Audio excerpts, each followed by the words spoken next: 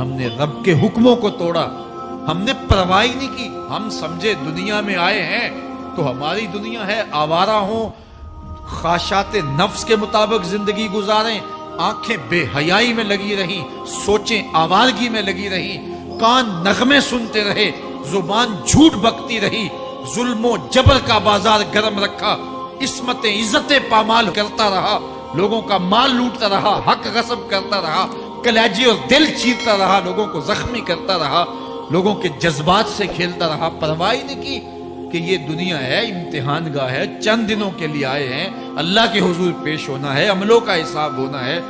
اب جب وہ دیکھیں گے کہ ہمارے ساتھ کیا ہونے والا ہے تو ان کے چہرے پہلے بگڑ جائیں گے۔ کیوں؟ وہ گمان کریں گے کہ ان کی ریڑھ کی ہڈی توڑ دی جائے گی، ایسے عذاب آئیں گے جس طرح کسی کی ریڑھ کی ہڈی ٹوٹ جائے تو اس کا چہرہ شگفتہ گلاب تو نہیں ہوتا، اس کا چہرہ جو ہے وہ تو کس قدر مرجھایا ہوا ہوتا ہے۔ تو اللہ ارشاد فرماتا ہے اس طرح ان کے چہرے ہوں گے۔ ابھی عذاب آیا نہیں ہے لیکن چہرے پہلے اترے ہوئے ہوں گے، اور جب عذاب کی بھٹی میں ڈالے جائیں گے، اللہ اکبر، اور وہ سخت عذاب، حضور نے جبریل امین سے پوچھا مجھے جہنم کے عذابوں کا ذکر سناؤ۔ عرض کی حضور سب سے ہلکی عذاب کی کہانی سناتا ہوں، اور وہ یہ کہ جہنمی کے پاؤں میں آگ کا جوتا رکھا جائے گا، باقی پورا بدن اس کا سلامت ہوگا۔ یہ سب سے ہلکی عذاب کی کیفیت ہے۔ اب پاؤں میں آگ کا جوتا ہوگا، حدت، گرمی، شدت اتنی ہوگی کہ دماغ پگھل کے ناک اور کانوں کے راستے سے باہر آ جائے گا۔ پاؤں میں رکھے ہوئے جوتے کی گرمی دماغ کو ایسے چڑھے گی کہ وہ پگھل جائے گا اور ناک اور کانوں کے راستے سے باہر آ جائے گا۔ تو اللہ کے عذاب کے خوف سے چہرے بگڑ جائیں گے، حالت سلامت نہیں رہے گی۔ یہ بات ذہن میں رکھیں کہ اللہ جس کو جہنم میں ڈالے گا اس کو اس صورت میں نہیں ڈالے گا، یہ محمدی صورت ہے، یہ شکل اس کی چھین لی جائے گی اور اس کی شکل بڑی کر دی جائے گی۔ اس کا ایک ایک دانت احد پہاڑ جتنا ہوگا۔ احد پہاڑ کا پھیلاؤ 15 کلومیٹر پہ ہے، 15 کلومیٹر کا ایک دانت اور 32 دانت کتنے ہوں گے تو منہ کتنا بڑا ہوگا۔ اس کو اتنا بڑا اس لیے کیا جائے گا تاکہ وہ عذاب کی تکلیف زیادہ سہے۔ 70 گز موٹی کھال ہوگی اور کھال جل جائے گی تو اللہ قرآن میں فرماتا ہے ہم نئی کھال دے دیں گے تاکہ عذاب کی تکلیف اس کو گوارا کرنی پڑے۔ پھر چیخے گا، چلائے گا، ہائے مجھے پانی دو، پانی دو، پیاس کی شدت ہے۔ 70 سال تک تو اس کی کوئی آواز ہی نہیں سنے گا۔ 70 سال کے بعد داروغہ جہنم چیخ کر کہے گا کیا مانگتا ہے؟ وہ بولے گا مجھے پانی چاہیے۔ کہا جائے گا تو بے بھی ملتا ہے پانی۔ پھر داروغہ جہنم اسے پانی دے گا، کوکا کولا کی بوتل دے گا یا پیپسی تھما دے گا یا منرل واٹر کی بوتل دے گا؟ نہیں، قرآن بتاتا ہے اسے مائے حمیم دیا جائے گا، کھولتا ہوا پانی، اور وہ اتنا گرم ہوگا جب پینے کے لیے چہرے کے قریب کرے گا اس سے اٹھتی ہوئی بھاپ کی وجہ سے چہرے کی کھال ادڑ کے اس کے اندر گر پڑے گی، لیکن اس کے باوجود اس کو پینا پڑے گا۔ اللہ فرماتا ہے یہ دنیا ہی سب کچھ نہیں ہے، سمجھ لیا یہی سب کچھ ہے، آخرت کو بھول گئے، صبح اٹھے کام پہ چلے گئے، شام آئے آوارگی میں چلے گئے، صدائیں آتی رہیں حی علی الصلاح حی علی الفلاح، کوئی پرواہ نہیں کی، نہ پیشانیوں نے سجدے کیے، نہ سوچوں میں پاکیزگی آئی، زندگی یوں گزار کے چلے گئے۔ ایسے نہیں، کہا ایک وہ ہوں گے جن کے چہرے شگفتہ گلاب ہوں گے، ایک وہ ہوں گے جن کے چہرے بگڑے ہوئے ہوں گے۔ اللہ اکبر، کلا اذا بلغت التراقی، یہ تو قیامت کا منظر ہے نا، قیامت سے قبل بھی ایک منظر ہے، اللہ اس منظر کو بھی بیان کر رہا ہے، کلا اذا بلغت التراقی، ہاں جب جان گلے کو پہنچ جائے گی۔ اے انسان تیرے اوپر وہ گھڑی بھی آنے والی ہے، وہ وقت بھی آنے والا ہے جب سانس اس ہنسلی میں اٹک جائے گا، جب سینے سے بھی سانس اوپر چلی گئی، اب ڈاکٹر بھی لا علاج قرار دے رہے ہیں کہ اب علاج نہیں رہا ہے، جان بس اب نکلنا چاہ رہی ہے، اور کہا جائے گا کوئی جھاڑ پھونک والا بلاؤ۔ اب ڈاکٹروں نے تو جواب دے دیا، اب سانس اٹک گئی گلے میں، چند لمحوں کی مہمان ہے، اب ڈاکٹروں نے کہا اب ہماری جانب سے لا علاج ہو گیا، اب لے جاؤ اس کو گھر یا وینٹیلیٹر پہ ڈال دیتے ہیں اس کو، بس اب ہماری جانب سے کوئی اس کا علاج نہیں ہے۔ اب گھر والے روتے ہیں، کہتے ہیں کوئی جھاڑ پھونک والا لاؤ، کوئی دم والا لاؤ، شاید وہ کوئی دم کرے تو اس کی جان میں جان آ جائے۔ ڈاکٹروں نے تو لا علاج قرار دے دیا۔ وَظَنَّ عَنَّهُ الْفِرَاقُ، اللہ فرماتا ہے یہ تو جھاڑ پھونک والے کو ڈھونڈ رہے ہیں، لیکن جس کی سانس یہاں اٹکی ہے وہ سمجھ گیا ہے اب موت آ گئی ہے، اس کو یقین ہو گیا ہے کہ اب موت کے لمحے آ گئے ہیں، اب میں بچ نہیں پاؤں گا۔ اب آنکھیں تاڑے لگی ہوئی ہیں۔ وَالْتَفَّتِ السَّاقُ بِالسَّاقِ، پنڈلی پہ پنڈلی چڑھ رہی ہے۔ جب موت آ جاتی ہے تو پھر پنڈلی سے پنڈلی لپٹ جاتی ہے، اس کو پھر جدا کرتے ہیں اور جدا کر کے دونوں انگوٹھے باندھ دیتے ہیں تاکہ پنڈلی کے اوپر پنڈلی نہ چڑھے۔ اللہ وہ منظر بیان کرتا ہے، صاحب یہ وقت آنے والا ہے جب دونوں انگوٹھے باندھ دیے جائیں گے، جب ناک میں روئی ٹھونس دی جائے گی، جب چٹے لباس میں کفن دیا جائے گا، جب غسال کے سامنے بے بس پڑے ہوں گے، وہ چاہے یہ بازو اٹھائے چاہے یہ بازو اٹھائے، گرم پانی ڈالے یا سرد پانی ڈالے، جب بس پڑے ہوئے ہوں گے جو ہے وہ غسل دینے والوں کے، اور ناک میں روئی ہوگی اور دونوں انگوٹھے آپس میں بندھے ہوں گے۔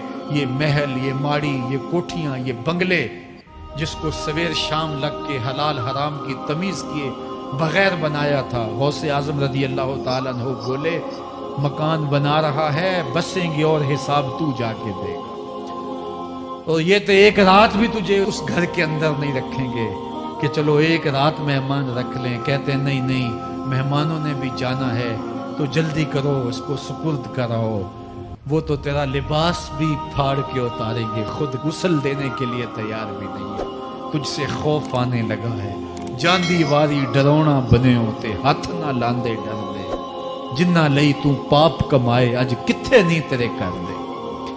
آج تو وہ تیرے ساتھ تجھے غسل دینے کے لیے آمادہ نہیں ہے۔ وَالْتَفَّتِ السَّاقُ بِالسَّاقِ، جب پنڈلی پہ پنڈلی چڑھنے لگ جائے گی، إِلَىٰ رَبِّكَ يَوْمَئِذٍ الْمَسَاقُ، اس دن تیرے رب کی طرف ہی لوٹ کے جانا ہے۔ فَلَا صَدَّقَ وَلَا صَلَّىٰ، اس نے نہ تو سچ مانا اور نہ نماز پڑھی، وَلَٰكِنْ كَذَّبَ وَتَوَلَّىٰ، ہاں جھٹلایا اور منہ پھیر کے چل پڑا۔ ثُمَّ ذَهَبَ إِلَىٰ أَهْلِهِ يَتَمَطَّىٰ، پھر اپنے گھر کو اکڑتا ہوا چلا۔ اولا لک فاولا ثم اولا لک فاولا، تیری خرابی آ پہنچی، ہاں تیری خرابی آ پہنچی۔ ایحسب الانسان ان یترک سدی، انسان دنیا میں یہ گمان کرتا ہے اس کو سدا چھوڑ دیا جائے گا۔ سدا عربی میں ایسے اونٹ کو کہتے ہیں جس کی مہار کسی کے ہاتھ میں نہ ہو، شترے بے مہار، جہاں مرضی جس گھاٹ سے چاہے پانی پیے، جہاں سے مرضی چارہ لے، تو شترے بے مہار کو کہتے ہیں سدا۔ تو یہ انسان بھی گمان کرتا ہے کہ میں بھی سدا ہوں، مجھے کوئی کیوں پوچھے، میرے جذبات پہ کوئی کیوں قدغن لگائے، مجھے کیوں روکے کوئی۔ بالخصوص جوانی کے ایام کے اندر جوان کو بڑا ہوتا ہے کہ کوئی مجھے کیوں، وہ تو ماں باپ کے کہنے میں بھی نہیں آنا چاہتا، وہ کہتا ہے کیوں مجھے روکتے ہیں، میری جوانی ہے، میرے جذبات ہیں، مجھے آزادی سے جینے دو، کیوں میرے راستے میں رکاوٹ بنتے ہو، میں سدا ہوں۔ اللہ فرماتا ہے نہیں، ایک اونٹ تو سدا ہو سکتا ہے، جس کو میں نے اشرف المخلوقات بنایا ہے، اس کو تو سدا نہیں چھوڑوں گا، اس کو تو پابند بناؤں گا حکام کا۔ اب وہ کہتا ہے کہ نہیں نہیں، یہ کیسے دوبارہ اٹھائے جائیں گے؟ اب دوبارہ وہی بات پھر آ گئی، الم یک نطفۃ من منی یمنی، اللہ فرماتا ہے ایک بوند تھی نا، پانی کا ایک قطرہ تھا جو رحم مادر میں رکھا گیا، ثم کان علقہ، پھر وہ پانی کا قطرہ لوتھڑا بنا، فخلق فسوی، پھر اللہ نے اسے پیدا فرمایا اور پھر ٹھیک ہموار کیا، فجعل منہ الزوجین الذکر والانثی، پھر اس سے وہ جوڑ بنائے، کوئی مرد بنایا کوئی عورت بنائی۔ کہا اب غور کر، اب تیری آنکھیں دیکھتی ہیں، بجلیاں چمکتی ہیں، تیری زبان کا طوطی بولتا ہے، لوگ اشش کرتے ہیں تیری گفتگو پہ، تیری گفتار پہ صدقے جاتے ہیں، تیرے لہجے کے جمال کو دیکھتے ہیں، تیرے سینے کا زور، تیرے پنجوں کی طاقت، تیری دماغ کی تیزیاں اور تیری سوچوں کے اجالے، تیری زوردار ٹانگیں، تیرے کڑیل بازو، और तेरी चौड़ी छाती और तेरे गुलाब की पत्तियों जैसे होंठ, ऐ इंसान ये सब कुछ कहां तराशा गया? मां के रहम में, उस तारीकी में जो 3 पर्दों में थी। तेरा सर तेरे घुटनों में था और तेरे रब ने वहां तेरे अंदर नस्वानियत या रजूलियत की सलाहियतें पैदा की, तेरी आंखों में चमक पैदा की, तेरे कानों में नगमे बखेरे, तेरी जुबान के पट्ठों पे कुव्वते जायका रखी, तुझे बोलने की सलाहियत दी, तेरे पंजों में जोर रखा। आज तू मुफ्ती शहर है, आज तू अलामतुद्दहर है, आज तू काज़ीउल कज़्ज़ात है, आज तू मिनिस्टर है, आज तू वजीर आजम है, आज तू पहलवान है, आज तू शहजादा है, आज तू बादशाह है, आज तू जोरावर है। आज तेरी ताकत के क्या कहने? आज शेरों को तू नचा लेता है, हाथियों को तू बैठा लेता है। आज तू बड़ा जोरावर घुड़सवार है। आज तेरी ताकत के क्या कहने? तू कुश्ती करता है, जमाना देखने आता है। आज तेरी ताकत के शोहरे हैं, तेरी अजमत के तंतने हैं। लेकिन इंसान, तू एक नापाक कतरा था और रहम मादर में था। तेरे अंदर ये रंग किसने भरे? तेरे कानों में नगमे किसने रखे? तुझे दिमाग की कुव्वतें किसने दी? जुबान को बोलना किसने सिखाया? आंखों में तवानाइयां किसने रखी?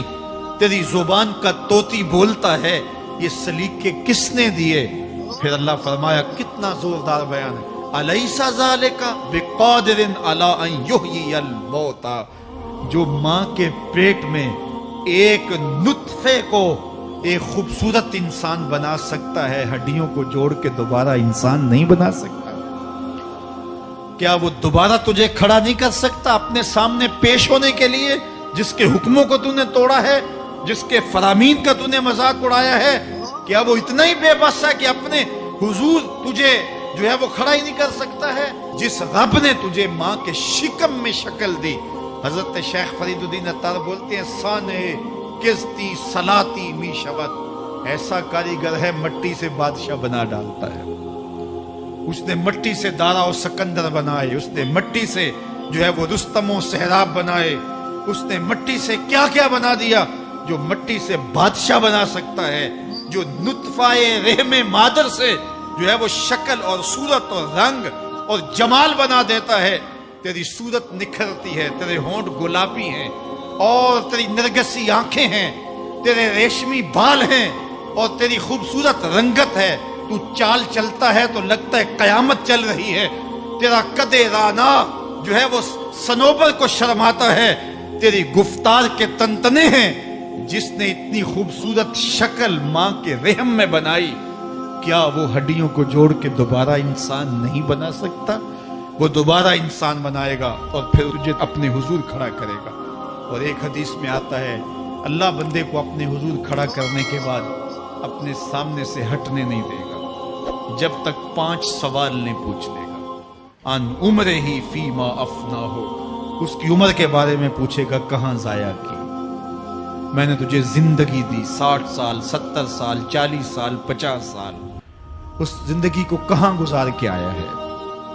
अन शबाब ही फीमा अबला हो, उसकी जवानी के बारे में पूछा जाएगा, जवानी कहां गुजार के आया है? मजनू तो नहीं बना रहा, ख्वाहिशात का असीर तो नहीं हो गया, दीवानों की तरह जिंदगी तो नहीं गुजार के आ गया?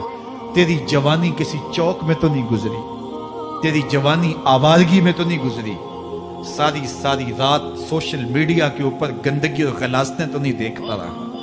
तेरी जिंदगी गुजरी कहां है? तेरी जवानी गुजरी कहां है? अगर कोई जवाब ना हुआ तो फिर क्या जवाब देगा? और वो कितना खुश नसीब होगा जो कहेगा, मालिक मेरी जवानी सजदों में गुजरी, मेरी जवानी कयाम में गुजरी, मेरी जवानी रुकू में गुजरी। मेरे हुजूर फरमाते हैं, सबअतुन युज़िल्लुहुमुल्लाहु फी ज़िल्लिही यौमा ला ज़िल्ला इल्ला ज़िल्लुहु। 7 अशख़ास ऐसे हैं, कयामत के दिन जब कोई साया नहीं होगा, अल्लाह उन 7 को अपने अर्श का साया देगा। उनमें से दूसरा शख्स मेरे हुजूर ने बयान फरमाया, वशाबुन नशअ फी इबादतिल्लाह, वो जवान जिसकी जवानी अल्लाह की इबादत में गुजरे। जवानों, अपनी जिंदगी को मालिक की दहलीज पे ले आओ। जवानी वही है जो मालिक की चौखट पे गुजरे। اپنے دل کا تعلق جوڑو، عشق کرنا ہے تو پھر آمنہ کے لال سے کرو، محبت کا رشتہ ان سے جوڑو، تعلق کا ربط ان سے قائم کرو، جوانی کو دین کی راہ پہ ڈالو۔ اللہ اکبر۔ سنو میرے حضور کا فرمان، انا حبیب اللہ، میں اللہ کا حبیب ہوں۔ پھر فرمایا الشاب التائب حبیب اللہ، جو جوان جوانی میں توبہ کرے وہ بھی اللہ کا حبیب ہے۔ آؤ اللہ کے حبیب بن جاؤ، اللہ کے حبیب بن جاؤ، اللہ کے حبیب بن جاؤ، اللہ کے محبوب بن جاؤ۔ لیلۃ القدر کی گھڑیاں ہیں، رات کا پچھلا پہر ہے، اللہ کے حضور یہ عہد کر کے اٹھو، مالک جو زندگی گزر گئی، آئندہ جوانی کا ایک ایک لمحہ تیرے لیے گزرے گا، جیوں گا تو تیرے لیے، مروں گا تو تیرے لیے، میری ایک ایک سانس تیرے نام وقف ہوئی، میری زندگی کی ایک ایک ساتھ تیرے نام وقف ہوئی، میں اپنا سب کچھ تیرے لیے پیش کرتا ہوں۔ میری زندگی کا مالک بھی تو ہے، میری موت و حیات کا خالق اور مالک بھی تو ہے، یہ زندگی تو نے دی، تیری امانت ہے، تیرے حضور ہی پیش کرتا ہوں۔ اور لیلۃ القدر کی گھڑیوں میں اس عزم کے ساتھ گھروں کو لوٹو کہ اللہ میری زندگی کا ایک ایک لمحہ تیرے نام ہوا، آنے والے موسم تیرے نام ہوئے، میری جوانی تیرے نام ہوئی، میرے آنسو تیرے نام ہوئے، میری پیشانی تیرے نام ہوئی، میرے دل کی دھڑکن تیرے نام ہوئی، میری صلاحیتیں تیرے نام ہوئی، میری زبان بولے گی تو تیری تسبیح بولے گی، تیرے ذکر کے ترانے پڑے گی، میرے کان سنیں گے تو قرآن کے نغمے سنیں گے، میری آنکھیں دیکھیں گی تو مالک تیری قدرت کی نشانیاں دیکھیں گی، تیرے رسول کا روضہ دیکھیں گی، تیرا کعبہ دیکھیں گے۔ مالک میری زبان سچائی کے نور سے مالا مال ہوگی اور میں ساری زندگی تیرے نام کرتا ہوں۔ اور جب آپ اپنی ساری زندگی اللہ کے نام کر دیں گے تو پھر وہ پوری کائنات تمہارے نام کر دے گا۔ کہ محمد سے وفا تو نے تو ہم تیرے ہیں، یہ جہاں چیز ہے کیا، لوح و قلم تیرے ہیں۔